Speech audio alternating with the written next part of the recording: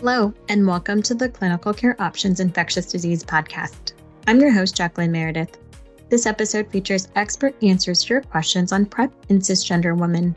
I'm joined by Dr. Oni Blackstock, founder and executive director at Health Justice in New York, and Dr. Whitney Irie, assistant professor at Boston College Department of Social Work in Brighton, Massachusetts. For the full online educational program, including video roundtables, downloadable slides, and other podcasts in the series, please visit the link in the show notes. Now let's get started.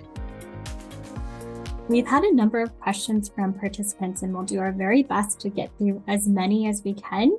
I'm going to start right here.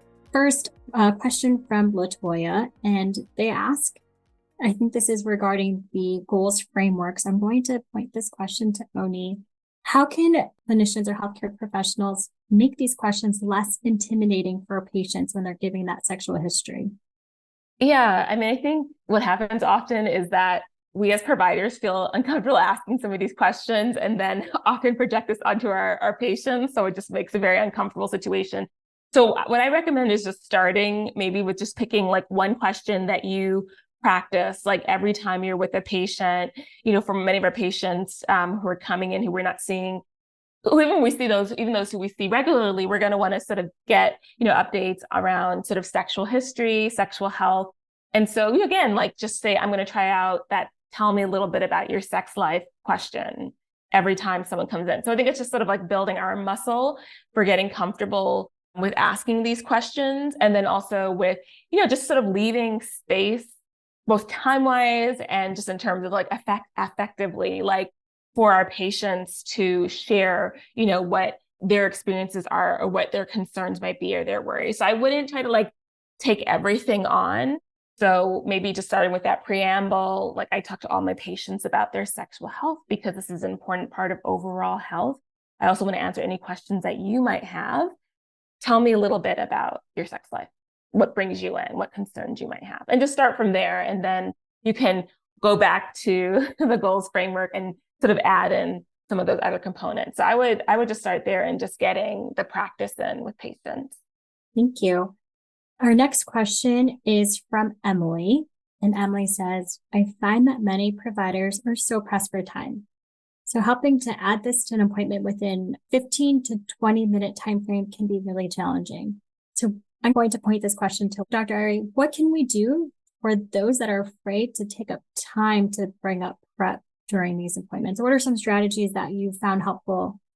On the research side, we know that being very intent on normalizing and integrating it into the care flow in the clinical care routine is something that can help really address that barrier to implementation, which is time optimization.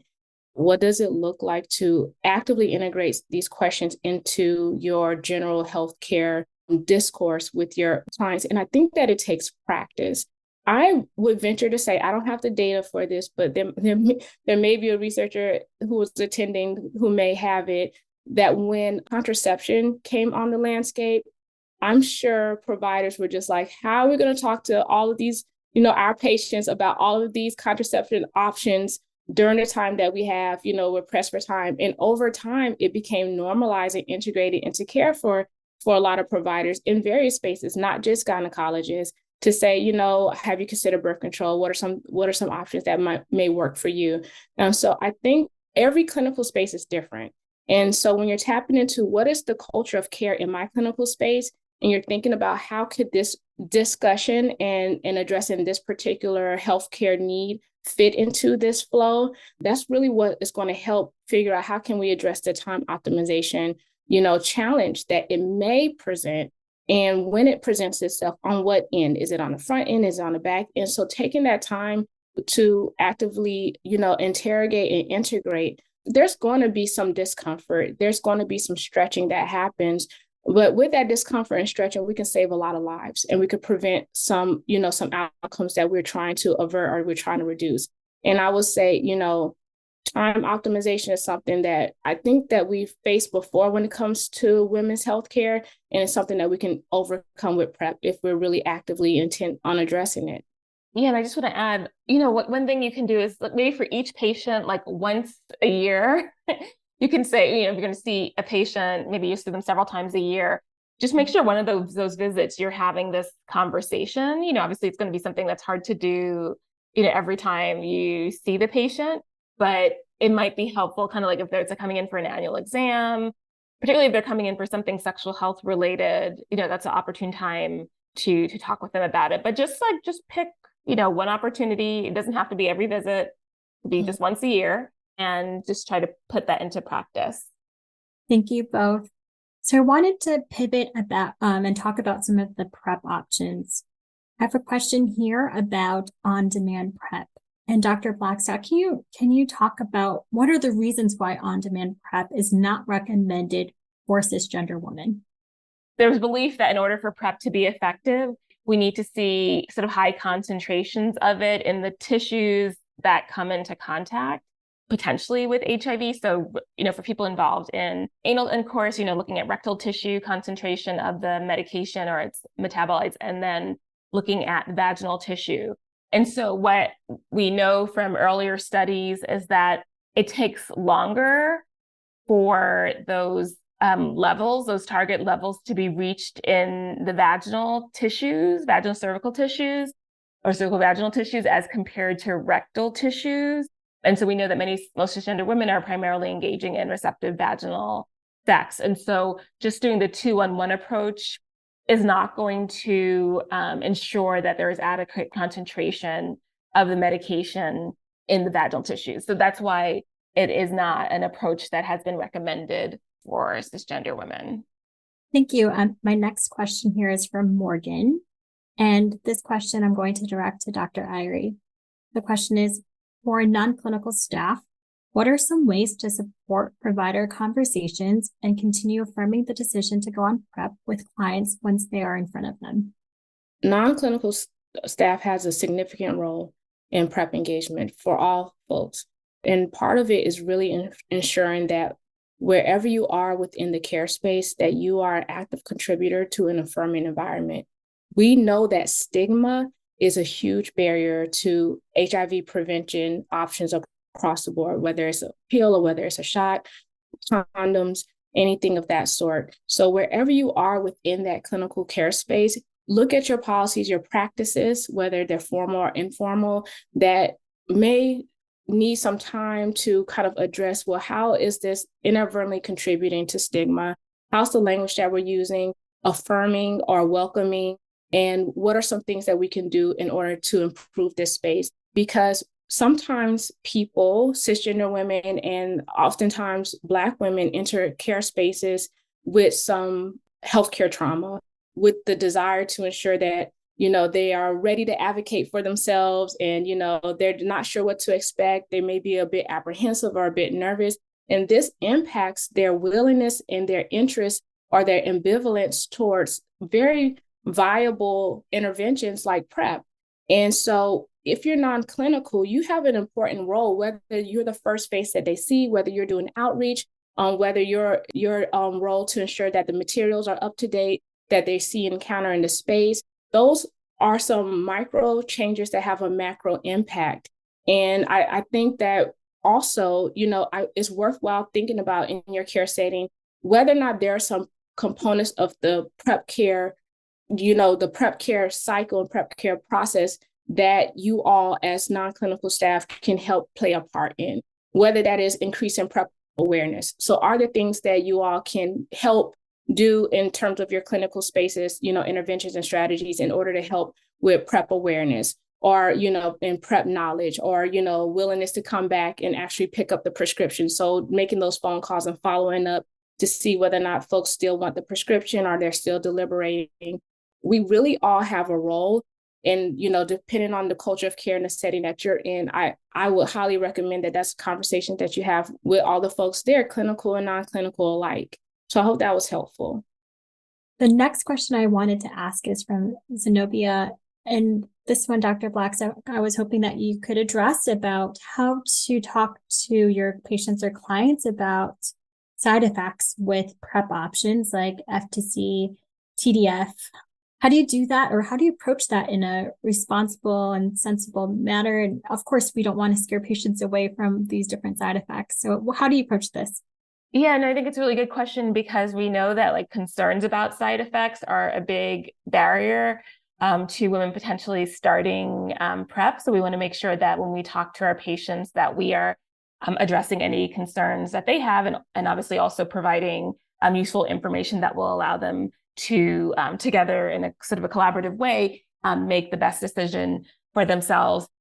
I think with TDF-FTC, so the oral version of PrEP that's approved for cisgender women, primarily if there's if people may have a startup syndrome that lasts like 3 to 4 weeks, that's kind of more GI symptoms, some nausea, maybe stomach upset, maybe some folks have headache, reduced appetite, but that typically goes away after a few weeks. So we do often tell folks, if you are having symptoms early on, try to stick in there because they will almost always resolve. So that's one thing that we say. And then, obviously there are concerns around kidney and bone health. For kidneys, we do, part of the screening that we do, the routine screening every 6 months is really checking for kidney function. So we're on top of that.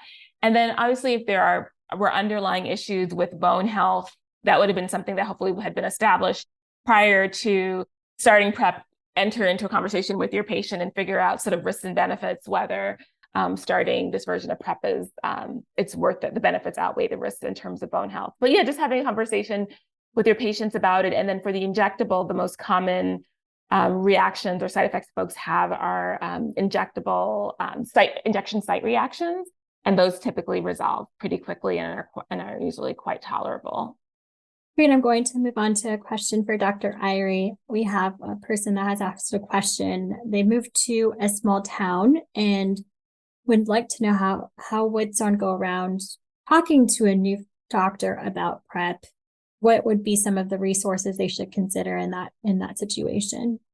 Yeah, a lot of PrEP uptake has been attributed to patient-led or patient-initiated discussions about PrEP, which can be quite unfortunate. And hopefully we can reduce the patient burden load with regards to that. So moving to a small town and wanting to engage in PrEP, and how do you start the conversation with your provider about it? Well, it's my hope that your provider has some knowledge and awareness of it. I will also highly recommend, if it's possible, to keep in mind multiple providers that you may be able to see, because you might receive different type of provider experiences, or if their clinics specifically in towns that are smaller or maybe a certain distance away from larger medical centers. There may be some challenges in finding clinics that have the capacity to offer PrEP care or have the infrastructure, depending on what type of PrEP that you're seeking, which form of PrEP that you're seeking. So keep that in mind. But also, when coming into that space, I think that it's a conversation, and coming into it with that information that, this is what I'm considering. Here's where I learned about it. Is this something that I can get started on where, in this clinical space? If not, can you refer me elsewhere? And I think that it's a conversation that I'm sure most providers would be willing to engage in and or give you the resources or referral in order for you to find an alternative option or alternative clinical space. Also, if you are finding it particularly challenging in that small town, you might consider telehealth and teleprep. And whether or not, there are some teleprep services that can reach are eligible to provide you services where you are in terms of the town that you're in. So those are some options. I couldn't imagine a provider not wanting to either engage you and get you started in PrEP care in that clinical setting or refer you somewhere else. But should you encounter that, first, I'm sorry that would happen. But second, I think that teleprep is very much so real and viable for a lot of different communities who don't have safe access to care. It's a good option to consider. Thank you. We have a couple of questions about pregnancy and the use of PrEP. Dr. Blackstock, so can you share with us how you would approach the conversation about PrEP for patients who might want to get pregnant, particularly for injectable PrEP? Do you try and steer them away to oral PrEP, or do you offer injectable PrEP, weighing out, risk and benefits? Yeah, no, I think it's a good question. And I think it will depend. So we have lots of data on TDF FTC, which is the oral PrEP that's approved for cisgender women. So we have lots of data from clinical trials of PrEP in cisgender women and also of HIV, because these are the medications that are also used for HIV treatment. So we have a lot of data around them, their use in women who are trying to conceive, women who are pregnant, people who are pregnant, people who are breastfeeding at these different stages. They've been exposed as well as their babies exposed to these medications. And overall, what we see is that from this data that we do have, it's very safe.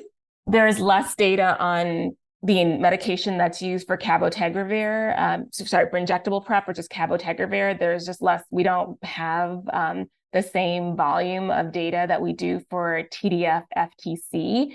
So I would suspect that more providers might feel comfortable prescribing oral PrEP because we have, a whole history with that's been available as PrEP since 2012, and treatment has been available much longer versus cabotegravir, which is more recent. So, I think just having conversation because, for instance, someone may want to take cabotegravir because they're really struggling with taking an oral medication. And so they may be willing to deal with like the uncertainty around sort of the limited data there is around safety in pregnancy that may sort of like have less weight than being able to protect themselves, from HIV using a strategy that like works for them in terms of like getting injections every 2 months. So I think it's really understanding like with our patients sort of like, what are the pros, what are the cons, what are the alternatives, and then having that discussion because there aren't always, clear definitive answers. And so that's why it's really important for us to be able to like give our patients like all the information and then sort of work through with them, what may work best, given their specific circumstances, their specific values and preferences. Thank you.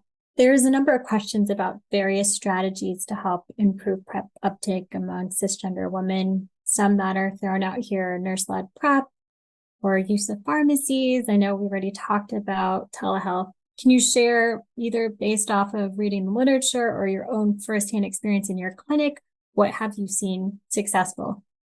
People have a lot of responsibilities, a lot of different priorities.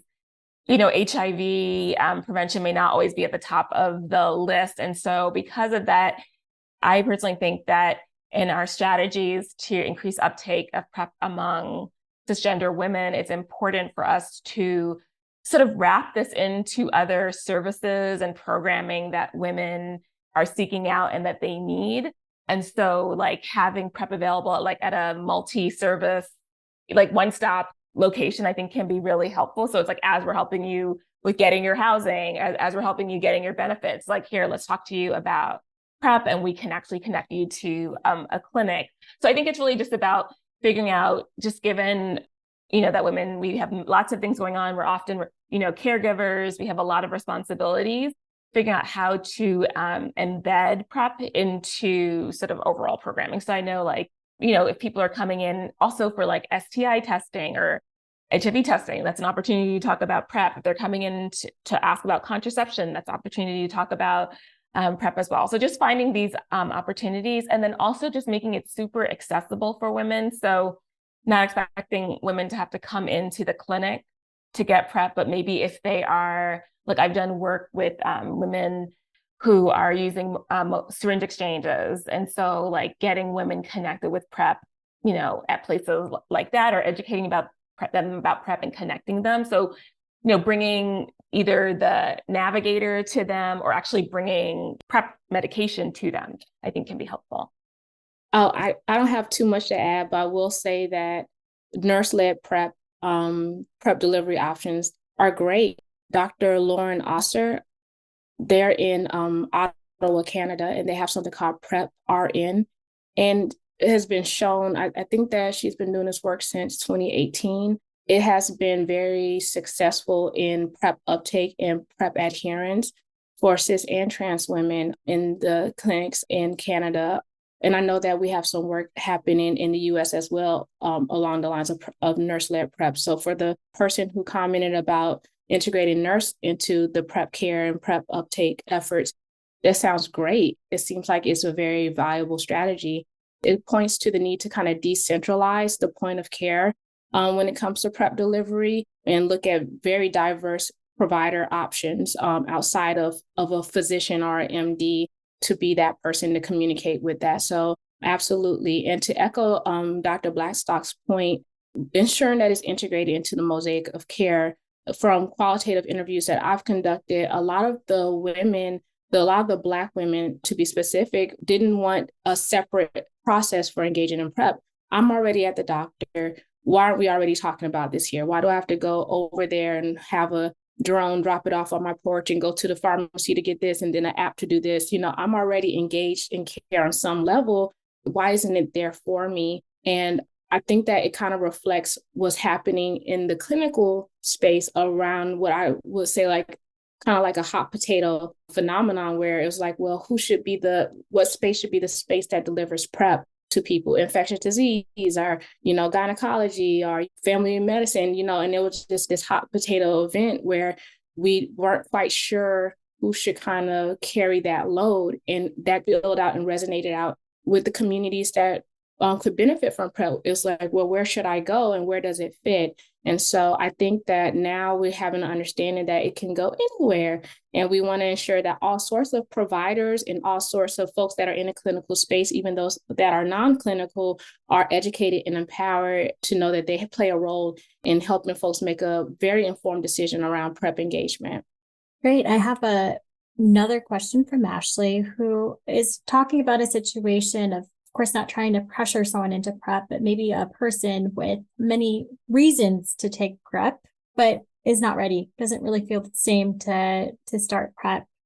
Dr. Blackstock, how have you handled these situations? Do you address this every single time you see the patient? How do you frame this conversation?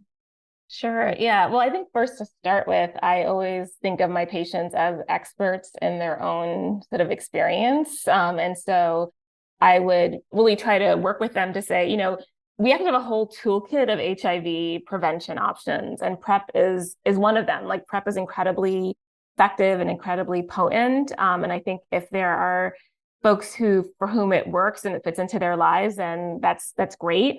It may not be a good fit for everyone. So I think just recognizing that, so we don't think we want to push or sort of force, what we think is best for our patients onto our patients, because they know what's best for them. But I would say, though, that just from previous research, that it can take a number of conversations. I think in particular for women around PrEP, it may not be like a slam dunk conversation the first time, but I would just say keeping the sort of communication channels open is really important, so that you can come back, when you see that patient again and, check in hey, just wondering, what other questions do you have about PrEP? Are there any concerns you have? I'm here if you have any questions. So yeah, I think that would be helpful. So I think it's a balance, and just making sure patients have the information that they need to make the best decisions for them, and that we are there as collaborators with them in that decision making. Thank you. Let's shift over to candidates for PrEP in terms of deciding who is eligible for PrEP.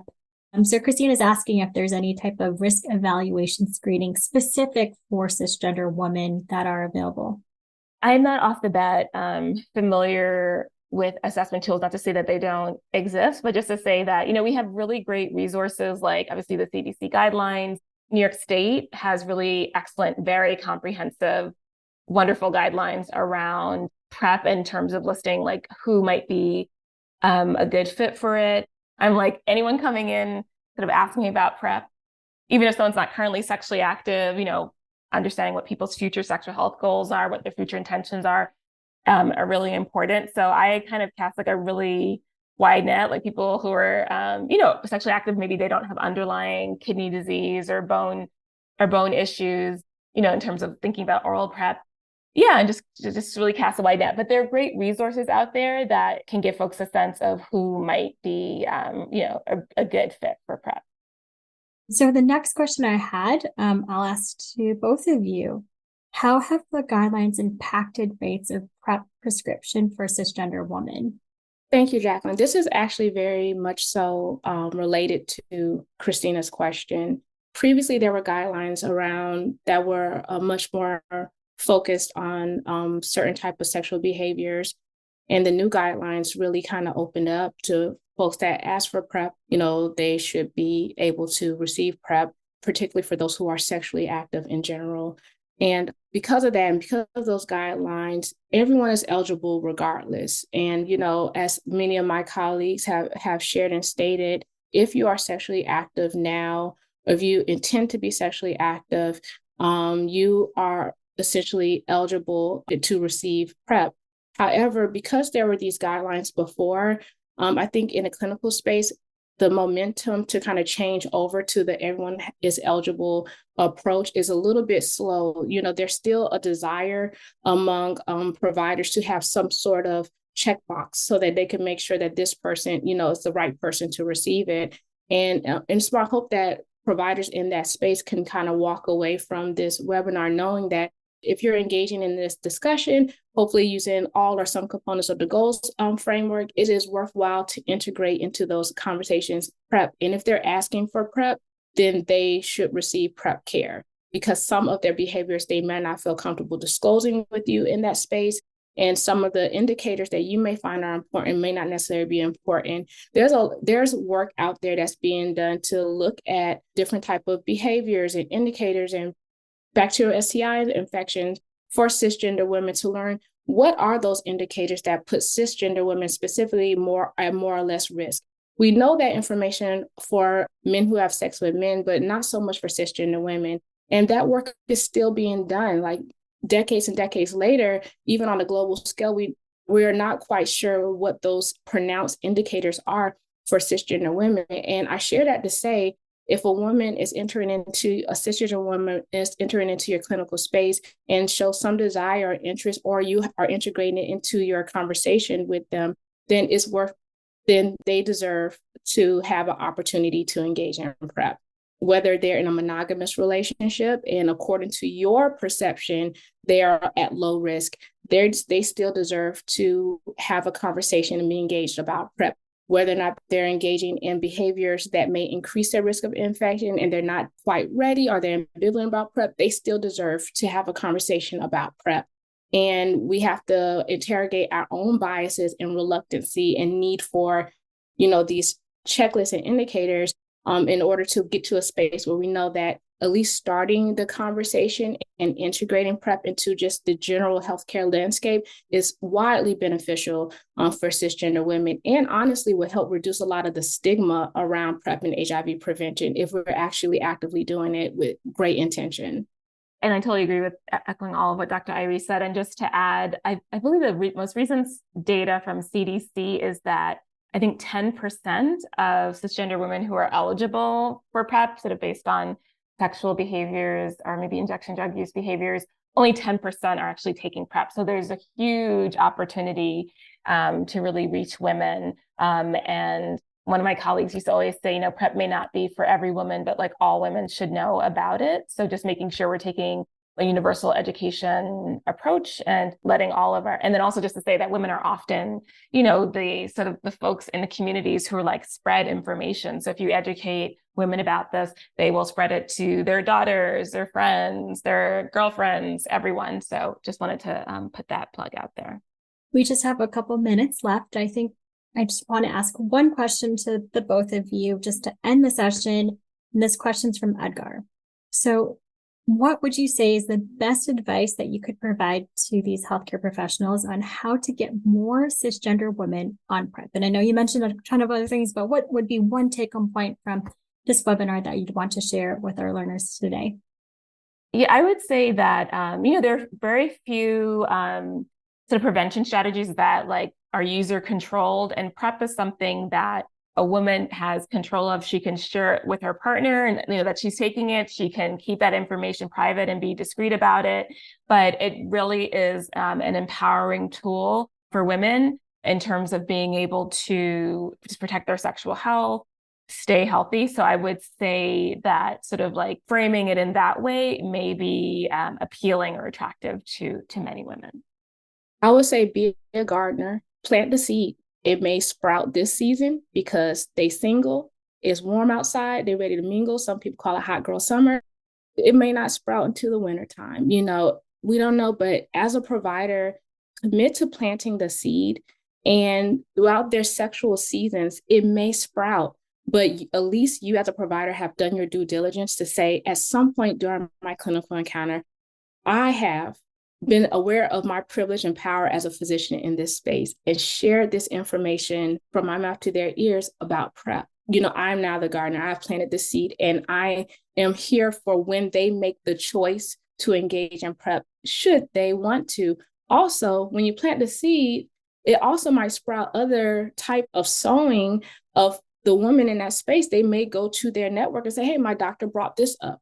And, what's that about? They may end up Googling it and things of that sort. Women really respect their physicians. People really respect their physicians. And you have an opportunity to be a gardener in that space, plant the seed about PrEP. And at some point during their sexual seasons, it may sprout. That's a great call to action for our providers and clinical staff, non-clinical staff alike, to think about how they can do that in an important way. And can I just say just one other quick thing, because I saw a comment about provider perception. We know that providers can be huge barriers to women, particularly Black women, taking or getting access to PrEP. So I think for providers to be aware of any biases that they might have that might be getting in the way of them sharing this information with their women patients, and particularly their Black women patients. Thank you very much to our faculty, and thank you to our listeners for joining in. As a reminder, to view the full Path Forward in PrEP, Overcoming Barriers to PrEP Engagement in Principal Populations program on the Clinical Care Options website, click on the link in the show notes. And please be sure to check back for more episodes on important infectious disease topics. Thank you and have a great day.